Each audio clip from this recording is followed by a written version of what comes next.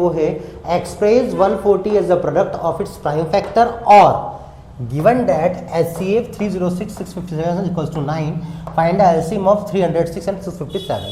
हमारा question number 6 का हमने और मेन क्वेश्चन और वाला क्वेश्चन दोनों को हमने लिखे रखा है। हम इस दोनों को सॉल्व करके देखते हैं। सबसे पहले हमारा क्वेश्चन है express 140 as a product of its prime factor. इस 140 को इसके प्राइम फैक्टर में हमको बताना है। हम प्राइम फैक्टराइजेशन मेथड हम सबको आती है। प्राइम फैक्टराइजेशन मेथड क्या है? 2 से स्टार्ट करो।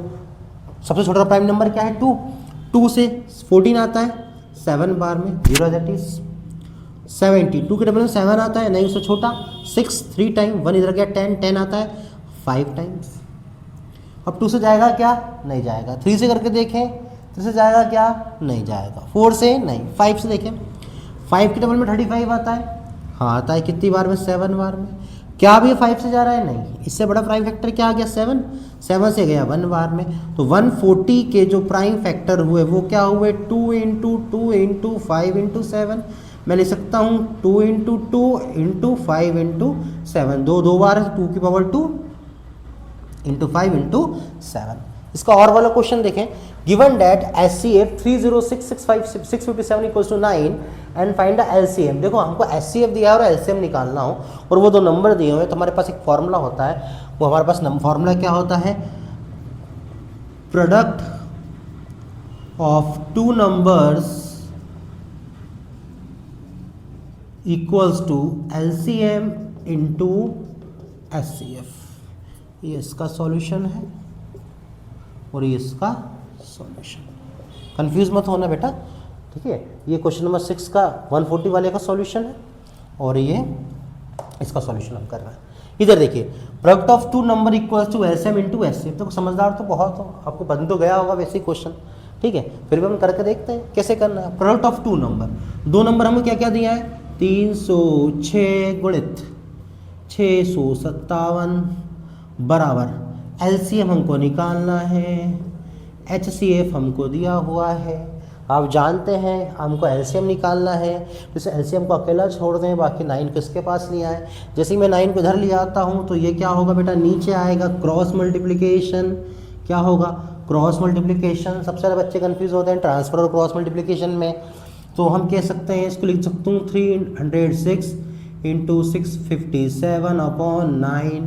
जो आपकी इच्छा, जो श्रद्धा व्यक्ति उसको काट दो, जो आपकी इच्छा, जो श्रद्धा व्यक्ति इसको काट दो। 657 को बड़ा दिख रहा है, 657 को काट देते हैं 9 से। 9 के पहाड़े में 65 आता है क्या? 65 आता है, नहीं से छोटा 63 कितनी बार में बेटा? 7 नंबर 63 7 बार में। कितना बचा? 227 आता है, यस कितनी बार में? 9 दिया 27 73 बार में। क्या बच गया मेरे पास? बच गया 306 × 73। इन दोनों को जैसे ही हम मल्टीप्लाई करेंगे तो हमारा आंसर आ जाएगा। इन दोनों को मल्टीप्लाई करने पे क्या आ जाएगा बेटा? हमारा आंसर आ जाएगा। आंसर आप लाइएगा मल्टीप्लाई करके। मल्टीप्लाई तो आपको आता ही है, बचपन से पढ़ते आ रहे हैं हम लोग, ठीक है। तो कि बेटा हमारा जो नेक्स्ट क्वेश्चन है वो है show that 3√2 is a rational number और find the HCF of 17 23 and 29।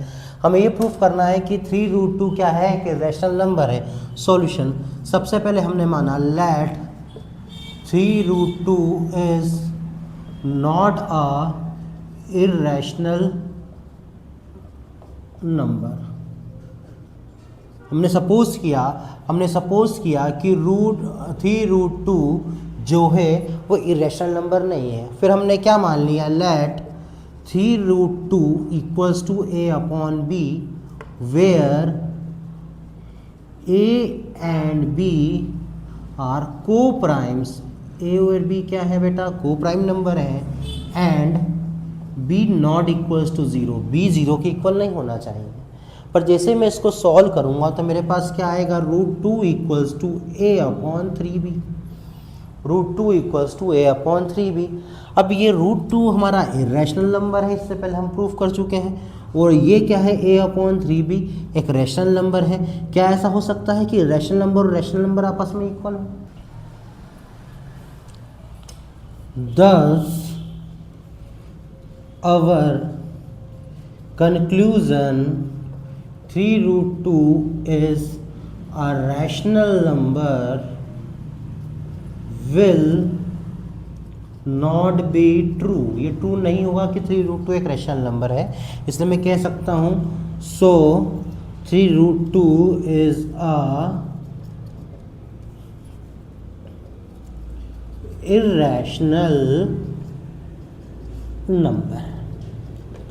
अब देखिए जो हमारा नेक्स्ट क्वेश्चन है इसका और वाला, वो क्या बोल रहा है, find the HCF of 17, 23 and 29। बहुत आसानी से आप निकाल सकते हो बेटा। 17, 23 और 29 का HCF क्या होगा, 17, 23, 29। HCF प्राइम नंबर है, 70 से जाएगा, ठीक है। ये 23 वन टाइम, ये 29 वन टाइम। इनके फैक्टर देखोगे तो कुछ नहीं, तो आंसर क्या आएगा बेटा 1। इनका HCF क्या होगा बेटा 1 होगा। इसके बाद देखते हैं हमारा नेक्स्ट क्वेश्चन। नेक्स्ट क्वेश्चन क्या है, तो बेटा हमारा जो नेक्स्ट क्वेश्चन है वो है क्वेश्चन नंबर 8। क्वेश्चन नंबर 8 में वो क्या दिया हुआ है, find the zeros of 4u square plus 8u। और इसका जो और वाला क्वेश्चन है वो क्या है, find a quadratic polynomial as the sum of zeros and minus sum of zeros equals to -1 and product of zero equals to √5। देखिए सबसे पहले हम इसका मेन क्वेश्चन सॉल्व करते हैं। Find the zeros of 4u square plus 8u। हमारे पास question क्या दिया हुआ है, 4u स्क्वायर प्लस 8u। हमको इसके जीरोज निकालने हैं। हमारे पास क्वाड्रेटिक इक्वेशन है ये, इसके 2 जीरोज निकलेंगे, हमको इसके जीरोज निकालने हैं। कैसे निकालें, कैसे निकालें? क्या ये क्वाड्रेटिक इक्वेशन के फॉर्म में है? क्वाड्रेटिक इक्वेशन तो है ये, पर हमारे पास इसका सी नहीं है। तो हम क्या करें, इन दोनों में से क्या, मैं इन दोनों में से क्या कॉमन निकाल सकता हूं? देखो यहां भी u, यहां भी u, 4 भी 4 के टेबल में आता है, 8 भी 4 के टेबल में आता है। तो मैं यहां से 4u कॉमन निकाल सकता हूं। 4u तो अंदर क्या बचा, u प्लस 8, u प्लस 8। ये किसके इक्वल में है, 0 के। 4u इक्वल्स टू 0 रख दें, u प्लस 8 इक्वल्स टू 0 रख रहे हैं, तो हमारे पास u इक्वल्स टू आया 0/4 और u इक्वल्स टू आया क्या, -8। यहां आ गया u इक्वल्स टू 0 और ये आ गया u इक्वल्स टू -8। ये निकल गए हमारे इसके 2 जीरोस। अब इसका जो और वाला क्वेश्चन है देखो वो क्या दिया है, find a quadratic polynomial as the sum of zeros -1 and product equals to 5। मतलब यहां हमारे पास क्वाड्रेटिक पॉलिनोमियल दिया हुआ था, उससे हमको जीरोस फाइंड आउट करना था, बट इस क्वेश्चन में हमको sum of zero and product of zero दिए हुए हैं और क्या निकालना है हमको, इसके क्वाड्रेटिक पॉलिनोमियल निकालना है। देखो इस क्वेश्चन में फाइंड द जीरोस बोला है, sum of zero and product of zero निकालने को बोलता है तो हम इसको पूरा निकालते हैं, सम ऑफ जीरो का फॉर्मूला लग के एंड प्रोडक्ट ऑफ जीरो का फॉर्मूला लग के। बट इसमें सिर्फ फाइंड द जीरोस बोला तो हम जीरो निकाल के रुक गए। इसके बाद हमको दिया है क्वाड्रेटिक पॉलिनोमियल फाइंड आउट करना है। अब देखो हमारे पास सम ऑफ जीरो क्या दिया हुआ है, -1 एंड प्रोडक्ट ऑफ जीरो क्या हुआ है, √5। इससे पहले मैंने एक वीडियो बनाई थी बेटा, उसमें भी मैंने इसका एक फॉर्मूला बताया था। वो क्या होता है, x² minus sum of zero. Sum of zero को हम अल्फा प्लस बीटा से डिनोट करते हैं, x plus product of zeros. x² minus alpha plus beta into max plus alpha into beta. ये अल्फा प्लस बीटा किसको denote कर रहा है, सम ऑफ जीरो को, और ये अल्फा इंटू बीटा किसको डिनोट कर रहा है, प्रोडक्ट ऑफ जीरो को। x² minus alpha plus beta, sum of zero की वैल्यू क्या दी है, -1 into max plus product of zero क्या दिया है, √5। x² minus minus plus x plus √5 equals to 0। ये रहा बेटा हमारा फाइनल आंसर, जो हमको क्वाड्रेटिक पॉलिनोमियल फाइंड आउट करने को बोली गई थी। ये क्वाड्रेटिक पॉलिनोमियल हमने क्या कर दी, फाइंड आउट कर ली। चेक करिए। इसके बाद हम नेक्स्ट क्वेश्चन करते हैं। बेटा हमारा जो नेक्स्ट क्वेश्चन है वो है question number 9, find the ratio a1/a2 b1/b2 and c1/c2। और इसका जो और वाला क्वेश्चन है वो है solve the pair of linear equation. देखिए सबसे पहले हम इस क्वेश्चन को सॉल्व करते हैं। Find the ratio a1/a2 b1/b2 and c1/c2। हमारे पास क्वेश्चन दिया है, हमको इसको रेशो निकालना है a1/a2 b1/b2 एंड c1/c2 के फॉर्म में, और हमें 2 लीनियर इक्वेशन दी हुई है, पेयर ऑफ लीनियर इक्वेशन दी हुई है। क्या दी है, 3x + 2y = 5 and 2x - 8y = 7। हम जानते हैं कि ये क्या है बेटा हमारा a1, ये क्या है b1 और ये क्या है c1। इसी प्रकार से ये हमारा A2 है, ये हमारा B2 है, और ये क्या है हमारा C2। सबसे पहले हम A1 अपॉन A2 देखें तो A1 क्या है बेटा हमारे पास 3 और A2 क्या है हमारे पास 2। उसके बाद हम B1 अपॉन B2 देखें, B1 अपॉन B2 क्या है बेटा हमारे पास 2 और B2 क्या है हमारे पास -8। फिर हम C1 अपॉन C2 देखें तो C1 क्या है बेटा हमारे पास 5 और C2 क्या है हमारे पास 7। हमको क्या बोला था, find the ratio A1 upon A2, B1 upon B2 and C1 upon C2। तो हमने ये रेशो निकाल दिए। बट अगर वो बोलता बताइए ये क्या है, यूनिक सॉल्यूशन है, कोइंसिडेंट लाइन है, या मतलब मेनी सॉल्यूशन है, या नो सॉल्यूशन है, या आप इसको बोल सकते हैं कि इंटरसेक्टिंग लाइन है, कोइंसिडेंट लाइन है, या पैरेलल लाइन है, तो हम इसको किस प्रकार से सॉल्व करते। सबसे पहले हम इस A1 अपॉन A2 को यहां इक्वल्स टू में रख लेते हैं, A1 अपॉन A2 चेक करते हैं। जैसे हम देखते हैं कि A1 upon A2 not equals to B1 upon B2 आया है, तो हम इस क्वेश्चन को यहीं छोड़ देते हैं और यहीं पे इसको लिख देते हैं कि it has a unique solution intersecting line. But उन्होंने सिर्फ रेशो पूछा कि इसके रेशो निकाल के बताइए, तो हम इसको ये रेशो ऐसे निकाल के बता सकते हैं कि भैया ये रेशो है, ये माइनस माइनस को ऊपर लगा दूं -2 अपॉन 8। ठीक है। इसके बाद जो हमारा नेक्स्ट क्वेश्चन है, solve the pair of linear equation. इसके लिए मुझे थोड़ी स्पेस लगेगी, तो इस क्वेश्चन को आप पॉज करके उतार लीजिएगा या एक बार चेकआउट कर लीजिएगा। मैं इसको रफ कर रहा हूं। जो हमारा नेक्स्ट क्वेश्चन है वो है solve the pair of linear equation. देखो इंपॉर्टेंट क्वेश्चन है, हमारे पास दो लीनियर इक्वेशन का पेयर दिया है, x plus y equals to 14, ये इक्वेशन नंबर 1, और x minus y equals to 4, ये equation number 2। Solve the pair of linear equation. इस प्रकार के क्वेश्चन 4 मार्क्स में भी आते हैं। तो देखो हम किस प्रकार से सॉल्व करेंगे। इसमें हमको कोई एक पर्टिकुलर मेथड नहीं दी कि इसी पर्टिकुलर मेथड से सॉल्व करना है, तो हम इसमें कौन सी मेथड लगाएं, जो आपकी इच्छा श्रद्धा भक्ति के अनुसार आपकी बताओ, आपको जो पसंद हो ना वो मेथड लगाओ। आपको एलिमिनेशन पसंद हो तो एलिमिनेशन लगाओ, आपको सब्स्टिट्यूशन पसंद है तो सब्स्टिट्यूशन लगाओ। मैं आपको सब्स्टिट्यूशन मेथड से इसको करके बताता हूं, by substitution method. By substitution method from equation number 1, जो आपको सरल दिखे आप वो इक्वेशन को ले लो। हमको इक्वेशन नंबर 1 दिख रही है, तो फ्रॉम इक्वेशन 1 हमारे पास दिया है x plus y equals to 14। इससे मैं x की टेम्पररी वैल्यू निकाल लूं तो x इक्वल्स टू हो जाएगा 14 माइनस वाई, इक्वेशन नंबर 3 दे दो, और इस x की वैल्यू को अब इक्वेशन नंबर 2 में पुट कर देते हैं। Putting the value of x equals to 14 minus y in equation 2। Equation 2 क्या है हमारे पास, इक्वेशन 2 है x minus y equals to 4। x minus y equals to 4। हमारे पास x की वैल्यू क्या थी बेटा, 14 minus y equals to 4। 14 minus 2y equals to 4। इस 14 को इधर ले जाऊं तो -2y इक्वल्स टू 4 माइनस 14, तो हमारे पास आया -2y equals to -10, minus minus cancel, and y की वैल्यू आ गई हमारे पास 5। y की वैल्यू क्या आ गई हमारे पास 5। और इस y की वैल्यू को आप 1 में रखो, 2 में रखो या 3 में रखो, तो हम 3 में रखे हैं इसको। Put y equals to 5 in equation 3। Equation 3 क्या है हमारे पास, इक्वेशन 3 है हमारी बेटा x equals to 14 minus y, और x की वैल्यू क्या आई थी, y की वैल्यू क्या आई थी 5 आई थी। ये 5, x इक्वल्स टू 14 में से 5 गया, कितना बचा 9। ये हमारी इसकी वैल्यू x की, और ये हमारी y की वैल्यू। हमने इसको सब्स्टिट्यूशन मेथड से किया, बट आप चाहो तो इसको एलिमिनेशन मेथड से सॉल्व कर सकते हो। एलिमिनेशन मेथड से और इजी वे में सॉल्व होगा। ये सब्स्टिट्यूशन मेथड है आपकी, इसको चेकआउट कर लीजिए। इसके बाद हम अपने नेक्स्ट क्वेश्चन की ओर जाते हैं।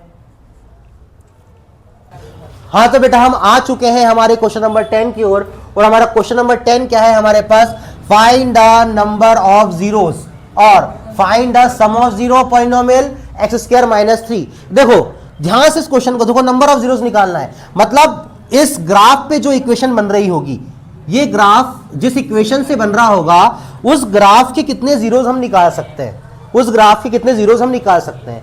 तो उसको निकालने का सबसे अच्छा तरीका, जितनी बार एक्स एक्सिस कट रही है ना, उतने जीरोस इसके आते हैं। जितनी बार एक्स एक्सिस कट रही है, देखो 1 2 3 बार एक्स एक्सिस कट रही है, मतलब यहां एक्स की कितनी वैल्यू आएंगी 3, मतलब एक आएगा ग्राफ होगा, किसी क्यूबिक पॉलिनोमियल का ग्राफ होगा। उसके बाद हमारे पास नेक्स्ट क्वेश्चन दिया है, find the sum of zero of polynomial x square minus 3। हमें सम ऑफ जीरोस निकालना है किसी पॉलिनोमियल एक्स स्क्वायर माइनस 3 का। हमारे पास क्या दिया है बेटा, एक्स स्क्वायर माइनस 3। हमें क्या निकालना है, सम ऑफ जीरो। तो x square minus 3 equals to 0। तो एक्स स्क्वायर बराबर कितना आ गया बेटा, 3 माइनस 3 को मैं उधर ले गया, तो एक्स की वैल्यू क्या आ गई, प्लस माइनस अंडर रूट 3। ये हमारे पास एक्स की वैल्यू आ गई। बट हमें निकालना क्या है, हमें निकालना है sum of zeros. Sum of zeros निकालने का फॉर्मूला क्या होता है, माइनस बी अपॉन ए, या मैं इसको बोल सकता हूं alpha plus beta equals to minus b upon a. Alpha क्या है, एक बार प्लस का रूट 3 और एक बार माइनस का रूट 3, ये माइनस बी, यहां बी है क्या, नहीं। अगर मैं किसी भी पॉलिनोमियल की, या हमारे पास क्वाड्रेटिक पॉलिनोमियल दिया हुआ है, इस क्वाड्रेटिक पॉलिनोमियल का स्टैंडर्ड फॉर्म देखूं तो वो होती है x square plus b x plus c. या हमको सी दिया हुआ है, ए दिया हुआ है, बी दिया हुआ है क्या, नहीं दिया। तो बी नहीं दिया तो हम क्या मान ले, 0। ए क्या है हमारा 1, और ये प्लस माइनस माइनस, तो ये तो हो गया 0, और ये भी क्या हो गया, 0 इक्वल्स टू 0। अगर मैं इसका प्रोडक्ट ऑफ जीरो निकालूं, प्रोडक्ट ऑफ जीरोस निकालूं, तो वो क्या होगा बेटा, सी अपॉन ए। यहां सी क्या दिया है, 3 अल्फा इंटू बीटा। अल्फा क्या है, रूट 3, बीटा क्या है, माइनस रूट 3। सी कितना दिया हमको, माइनस 3, ए क्या है 1। रूट 3 इंटू रूट 3 क्या होता है, 3 प्लस माइनस माइनस, ये क्या है माइनस 3 और माइनस 3। लेफ्ट हैंड साइड और राइट हैंड साइड क्या आ गए हमारे, इक्वल। तो हमारा सम ऑफ जीरोस क्या आ गया, minus b upon a. 0 product of zero क्या आ गया, c upon a, minus 3 equals to minus 3। इसमें पूछा गया था सिर्फ सम ऑफ जीरोस, तो आप सिर्फ सम ऑफ जीरोस तक निकालना अगर ये क्वेश्चन आता है सम ऑफ जीरो पूछते हुए तो। बट अब मैंने दोनों निकाल के बता दिया आपको, सम ऑफ जीरो भी क्या होता है, प्रोडक्ट ऑफ जीरो भी क्या होता है। इस क्वेश्चन को ध्यान से देखिएगा बेटा। हम बढ़ते हैं हमारे नेक्स्ट क्वेश्चन की ओर। तो चलिए शुरू करते हैं हमारा क्वेश्चन नंबर 11। हमारा 11 है, check whether x square minus 2x equals to minus 2 bracket 3 minus x is a quadratic equation और नॉट, और find the discriminant of the quadratic equation 2x square minus 4x plus 3 equals to 0। हमको सबसे पहले तो ये बताना है कि ये x square minus 2x equals to minus 2 bracket 3 minus x एक क्वाड्रेटिक इक्वेशन है या नहीं है।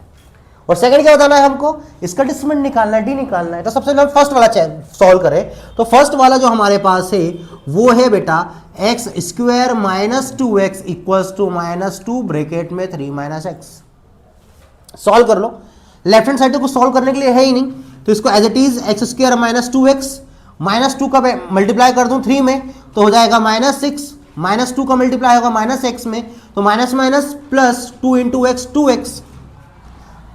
सबको लेफ्ट हैंड साइड लिया हूं, तो x square minus 2x plus 6 equals to 0। X square minus minus plus minus 4x plus 6 equals to 0। इसमें हाईएस्ट पावर क्या है बेटा, 2 है। हाईएस्ट पावर 2 है मतलब यस, ये क्या है, एक क्वाड्रेटिक इक्वेशन है। सेकंड, इसका जो और वाला क्वेश्चन है वो क्या दिया है, फाइंड द डिस्क्रिमिनेंट, डी निकालना है। बेटा हम जानते हैं हमारे पास अगर इस इक्वेशन के स्टैंडर्ड फॉर्म के अकॉर्डिंग मैं इसको कंपेयर करूं तो a बराबर क्या है बेटा 2, b बराबर क्या है बेटा -4 और c बराबर क्या है 3। हमको क्या निकालना है, डिस्क्रिमिनेंट। और डिस्क्रिमिनेंट निकालने का फॉर्मूला होता है d equals to b square minus 4ac। b क्या है हमारे पास बेटा -4, -4 का स्क्वायर -4, a की वैल्यू क्या है 2 और c की वैल्यू क्या है 3। -4 का स्क्वायर होगा 16, -4 2 जा 8, 8 3 जा 24।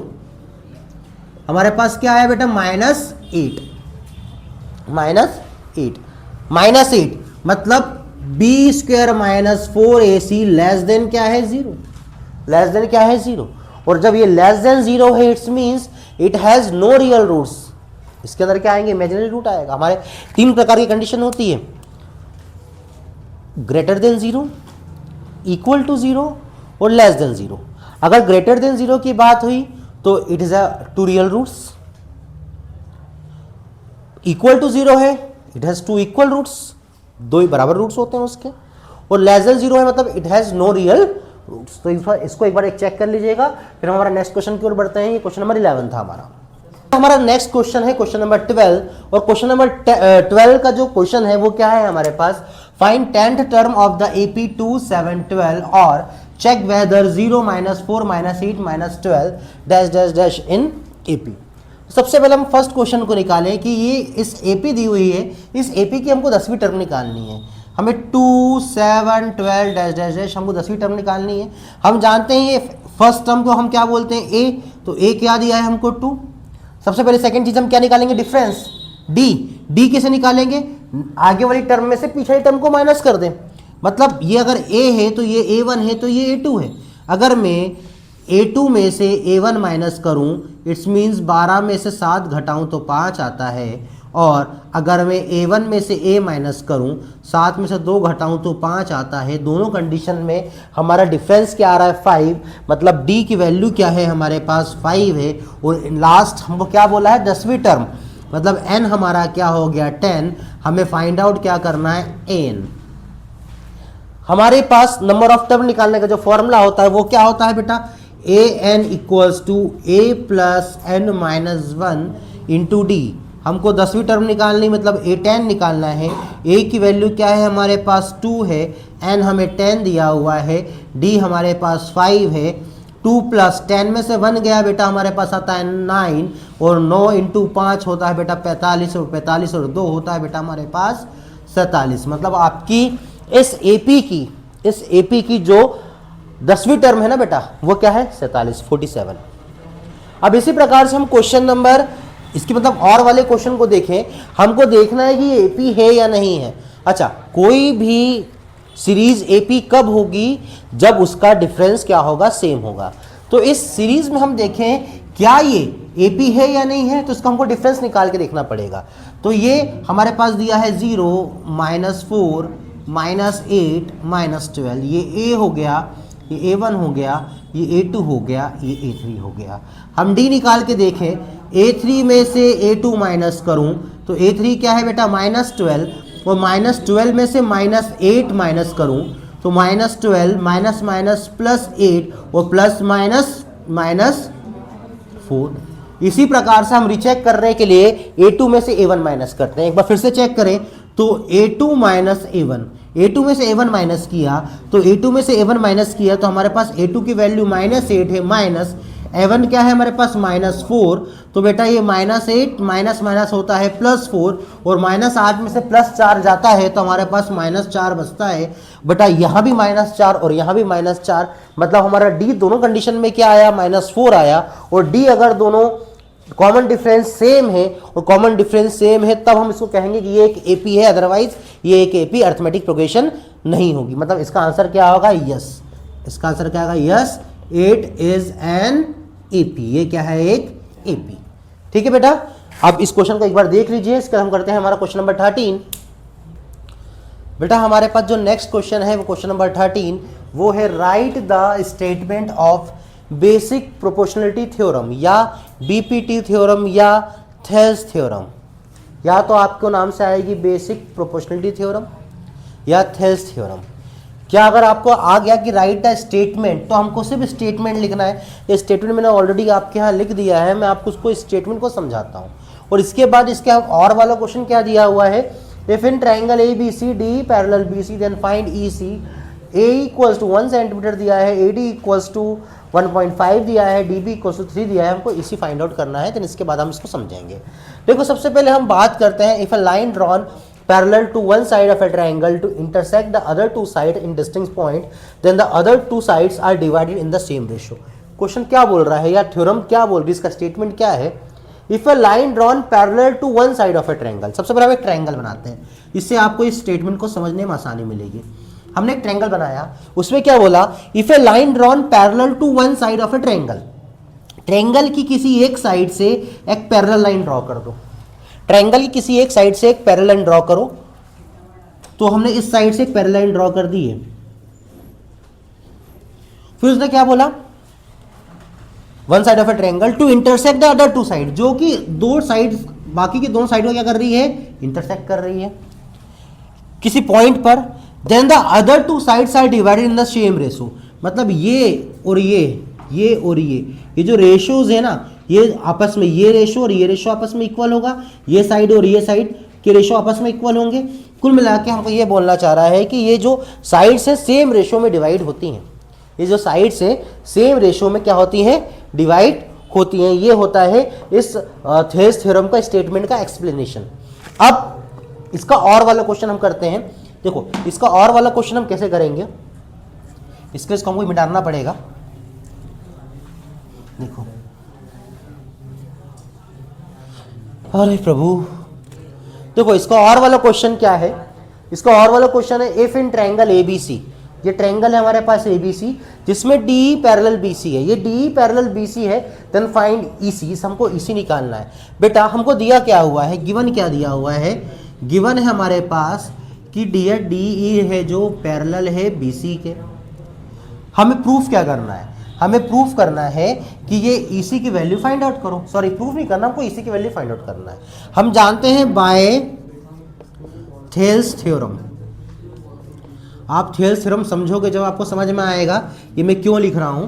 थेल्स थ्योरम के अकॉर्डिंग क्या होता है, ये जो रेशो है सेम, ये जो साइड्स के रेशो हैं आपस में इक्वल होते हैं, तो ये एडी और डीबी बराबर होगा एई और ईसी के। देखो ये जो एडी है, ये जो एडी है, ये एडी और ये जो एई है ये आपस में इक्वल होंगे, और ये डीबी और ये जो ईसी है वो आपस में क्या होंगे, इक्वल होंगे। हमें एडी की वैल्यू पता है, एडी की वैल्यू हम बोलते हैं 1.5 है सर, और डीबी की वैल्यू क्या है हमारे पास सर 3 सेंटीमीटर है, और एई क्या है बेटा हमारे पास 1 है, और ईसी हमको फाइंड आउट करना है, तो क्रॉस मल्टीप्लिकेशन कर ले, सिंपल सा क्रॉस मल्टीप्लिकेशन करना है बेटा।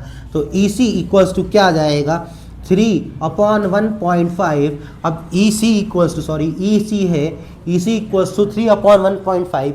और इतने समझदार तो आप हो जिसका आपको डेढ़ का टेबल जरूर आता होगा, डेढ़ दूनी होता है 3, डेढ़ दूनी क्या होता है बेटा 3। और अगर ये ना बने तो पॉइंट हटा के यहाँ क्या कर लेना, 0 लगा लेना, 30 हो जाएगा, और 15 दूनी 30। तो आपके पास आंसर क्या आएगा 2। डेढ़ से 3 कितनी बार में गया बेटा, 2 बार में गया। तो ईसी की वैल्यू क्या आई बेटा 2 सेंटीमीटर। ये आपका आंसर है बेटा, ईसी इक्वल्स टू 2 सेंटीमीटर। हाँ तो बेटा हमारा क्वेश्चन नंबर जो 14 है वो है find the distance between points P46 and Q68 और find the mid point of points AB and A minus B। तो सबसे पहले हम इस क्वेश्चन को करें, हमको इसका डिस्टेंस निकालना है। हमारे पास पॉइंट दिया है P, हमारे पास पॉइंट क्या दिया है P46 एंड Q68। ये हो गया बेटा हमारा x1, ये क्या हो गया हमारा x2, ये हो गया y1, ये क्या होता है हमारा y2। आप जानते हो कि पहला वाला जो कोऑर्डिनेट का जो पहला वाला पॉइंट होता है वो एब्सिसा होता है, और सेकंड वाला हमारा क्या कहलाता है, ऑर्डिनेट कहलाता है। तो हमारे पास 2 पॉइंट्स हैं, तो हमने इसको x को x1 और x2, y को y1 और y2 में डिफ्रेंशिएट कर दिया, बांट दिया। हमारे पास PQ जो डिस्टेंस है, और हम जानते हैं हमारा डिस्टेंस फार्मूला क्या होता है बेटा, वो होता है x2 माइनस x1 का whole of square plus y2 minus y1 का होल ऑफ स्क्वायर। x2 की वैल्यू क्या है बेटा 6 है, x1 की वैल्यू क्या है बेटा 4 का स्क्वायर, y2 की वैल्यू क्या है बेटा 8 है, और y1 की वैल्यू क्या है बेटा 6 है, इसका स्क्वायर। 6 माइनस 4, 6 माइनस से 4 गया बेटा 2 बचा, प्लस 8 में से 6 गया 2 बचा। 2 का स्क्वायर होता है 4 और 2 का स्क्वायर होता है 4, हमारे पास आ गया √8। हमारे पास आंसर क्या है √8। हम इसको ओपन कर सकते हैं, हम जानते हैं √8 है, 8 का हम निकाल लें फैक्टर, तो 8 का फैक्टर क्या आएगा बेटा 2 इंटू 2 इंटू 2, मतलब इस 8 को मैं लिख दूँ 2 इंटू 2 इंटू 2, जिसके पेयर बन रहे हैं वो बाहर आ गया, बचा क्या 2√2 यूनिट्स। इसका आंसर हम कहाँ में लिखते हैं, यूनिट्स में। तो हमारे पास आंसर क्या है बेटा 2√2 यूनिट्स। इसको ध्यान से देखिए बेटा, इसको समझिए, है ना। ये जो वीडियोस हैं मैं फिर से शूट कर रहा हूँ, इसका एक रीज़न है। कल हिट ये हुई कि कल मैं वीडियो शूट करा आपका, वीडियो शूट करके एडिट करने जब बैठा और जब देखा कि कुछ वीडियो में तो आवाज़ है और कुछ वीडियो बिना आवाज़ की, गूंगी हो गई थी वीडियोस। क्यों गूंगी हो गई थी? हमारा माइक भैया जो ये है साथ छोड़ गए थे बीच रास्ते में, उनको पता भी नहीं चला कि साथ छोड़ चुके हैं। तो फिर से आपके लिए वीडियो में शूट कर रहा हूँ। वॉइस ओवर करना मुझे अच्छा नहीं लगा कि वॉइस ओवर करने में मज़ा आएगी नहीं, ना आपको उस तरीके से समझ आएगा, ना मैं उस तरीके से आपको समझा पाऊँगा, इसलिए इस वीडियो को फिर से शूट कर रहा हूँ बेटा। तो इस कहानी से ये उद्देश्य है कि लाइक शेयर सब्सक्राइब करो, और क्या है, ठीक है। इसके बाद नेक्स्ट क्वेश्चन देखो, हमारे पास क्या है, find a point mid point. क्या बोल रहा है, मिड पॉइंट। अब हमारे पास मान लो एक दो पॉइंट है, ये पॉइंट है ए बी और ये पॉइंट है हमारा ए माइनस ए और माइनस बी। मिड पॉइंट निकालना है, मिड पॉइंट निकालना है। देखो मिड पॉइंट निकालना है तो उसका एक अलग फॉर्मूला होता है, और अगर रेशो अलग अलग दिए तो उसका अलग फॉर्मूला होता है, उसका सेक्शन फॉर्मूला होता है। बट मिड पॉइंट के लिए हमारे पास फॉर्मूला क्या होता है, x equals to x1 plus x2 upon में 2, y equals to y1 plus y2 upon में 2। x1 क्या है हमारे पास, ये x1 है, ये y1, ये x2 है, ये y2। x1 क्या है हमारे पास, a है, मतलब x2 क्या है हमारे पास, माइनस a अपॉन में 2, a माइनस a अपॉन में 2, मतलब क्या आ गया 0। और इसी प्रकार से y की वैल्यू क्या आई, b plus minus b upon में 2, it's means b minus b upon में 2 इक्वल्स टू क्या आ गया 0। तो जो मिड पॉइंट है वो हमारे क्या है बेटा, डबल एंडे, 00 00, ठीक है। तो इस क्वेश्चन को अगर इस क्वेश्चन को ध्यान से देखिए, फिर हम नेक्स्ट क्वेश्चन की ओर बढ़ेंगे। हमारा क्वेश्चन नंबर 15 दिया हुआ है, if tan a equals to 4/3 then find the value of sec a and cos a, और find the value of sin 18 upon cos 18। तो बेटा ये डिलीटेड पोर्शन में से है, इसको हम नहीं करेंगे, ये क्वेश्चन हमारा डिलीटेड पोर्शन में है। आज से 2 साल पहले इस प्रकार के क्वेश्चन आते थे, बट ये अब डिलीट हो चुका है। तो हमारा ये जो क्वेश्चन है, if tan a equals to 4/3, सबसे पहले हम देखें tan a इक्वल्स टू 4/3 दिया हुआ है। tan का फॉर्मूला क्या होता है बेटा, हम जानते हैं p अपॉन b, मतलब परपेंडिकुलर क्या है हमारा 4 और बेस क्या है हमारा 3। तो सबसे पहले हम एक राइट एंगल ट्रायंगल बनाए, राइट एंगल ट्रायंगल बनाए। इस राइट एंगल ट्रायंगल में हम इस राइट एंगल ट्रायंगल में इसको a मान लें, इसको b मान लें, या इसको a मान लेते हैं, इसको b मान लेते हैं, इसको क्या मान लेते हैं हम, c मान लेते हैं। अब हमें क्या दिया है, परपेंडिकुलर 4, तो ये हो गया हमारा परपेंडिकुलर 4 सेंटीमीटर, और बेस कितना दिया है 3, ये हो गया हमारा 3 सेंटीमीटर। हमारे पास हमको परपेंडिकुलर दिया हुआ है 4 सेंटीमीटर और बेस दिया है बेटा हमारे पास क्या, 3 सेंटीमीटर। हमें फाइंड आउट क्या करना है, sec a and cos a। तो सबसे पहले हमारे पास दो साइड, एक राइट एंगल ट्रायंगल की अगर 2 साइड दी और तीसरी निकालना है, तो हम एज यूजुअल हमेशा कौन सा फॉर्मूले का यूज करते हैं, हमारा पाइथागोरस थ्योरम। तो हम लिख लें by PGT, Pythagoras theorem. Pythagoras theorem क्या होती है हमारी, h square equals to p स्क्वायर प्लस b स्क्वायर। h क्या है, AC, AC का स्क्वायर, p क्या है बेटा, b से लेके c तक, BC का स्क्वायर, और b क्या है, a से लेके b तक, AB का स्क्वायर, AC का स्क्वायर। AC हमको फाइंड आउट करना है, तो AC square equals to BC, BC की वैल्यू कितनी दी है बेटा 4, 4 का स्क्वायर प्लस AB, AB की वैल्यू कितनी दी है बेटा 3, 3 का स्क्वायर। AC का स्क्वायर इक्वल्स टू 4 का स्क्वायर 16 और 3 का स्क्वायर 9, और AC स्क्वायर इक्वल्स टू 16 और 9 25। तो हमारे पास जो AC की वैल्यू आएगी, अब स्क्वायर को हमने जैसे यहाँ ट्रांसफर किया तो रूट में कन्वर्ट हो गया, और रूट 25 को जब हम ओपन करेंगे तो AC इक्वल्स टू क्या आएगा बेटा लोग, AC इक्वल्स टू आएगा 5 सेंटीमीटर। अब हमें फाइंड आउट क्या करना है, हमें सेक ए और कॉस ए की वैल्यू फाइंड आउट करनी है। तो बेटा हम लिख दें सेक ए बराबर और कॉस ए बराबर, सेक ए, सेक का फॉर्मूला क्या होता है और कॉस का फॉर्मूला क्या होता है। अब देखें, हम जानते हैं कि सेक का फॉर्मूला क्या होगा, सेक किसका उल्टा अपोजिट होता है, हमारे 3 मेन ट्रिग्नोमेट्रिक रेशियो होते हैं, एक होता है साइन, कॉस और टेन। साइन का अपोजिट कॉसेक होता है, कॉस का अपोजिट सेक होता है, और टेन का अपोजिट कॉट होता है। तो आपको एक रिमाइंडर के लिए हम बता दें, हम इस तरीके से हमारे फॉर्मूले को याद करते हैं, पंडित बद्री प्रसाद हर हर बोले, मतलब जो पहला वाला वो साइन का, दूसरा वाला कॉस का, और थर्ड वाला काय का हो गया हमारा tan का, तो sin का formula p upon h, cos का b अपॉन h और tan का p अपॉन b।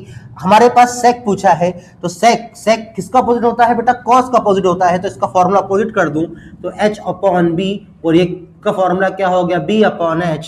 तो h क्या है हमारे पास बेटा 5 है, और बेस क्या है बेटा हमारे पास 3 है, और यहाँ बेस क्या है 3 और ये क्या है 5 है।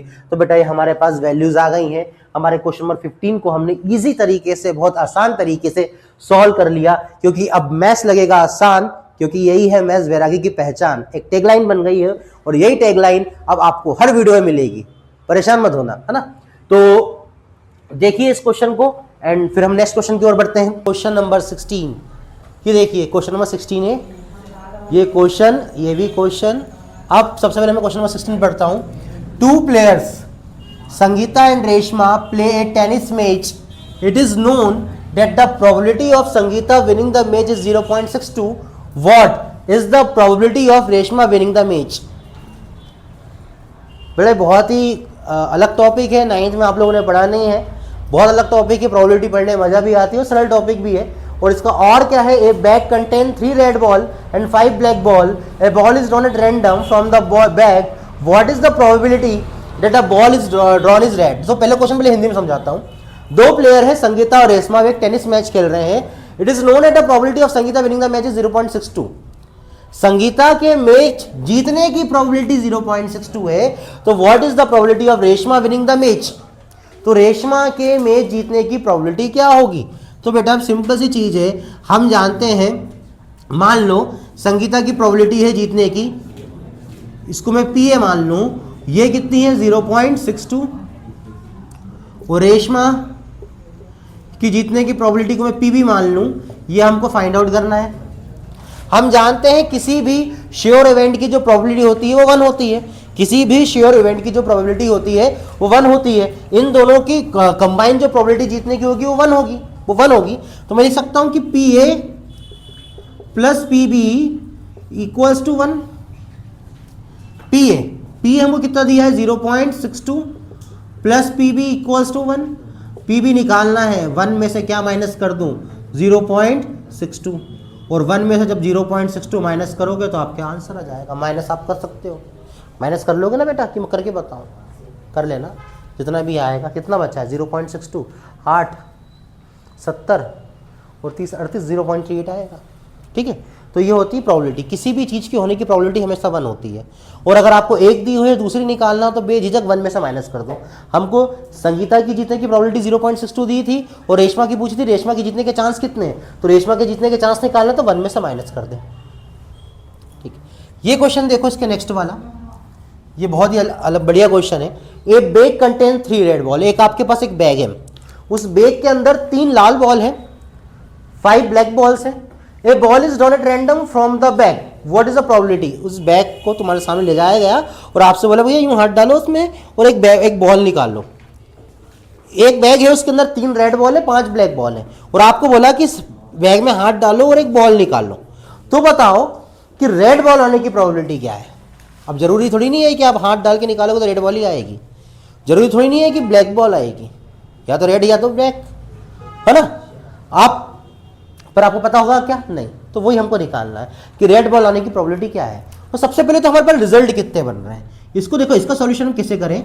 सबसे पहले हमारे पास रिजल्ट कितने बन रहे हैं, हमारे पास रिजल्ट बन रहा है टोटल 8, या नंबर ऑफ बॉल्स कितनी है, टोटल बॉल कितनी है, टोटल बॉल है बेटा 3 + 5 या 8।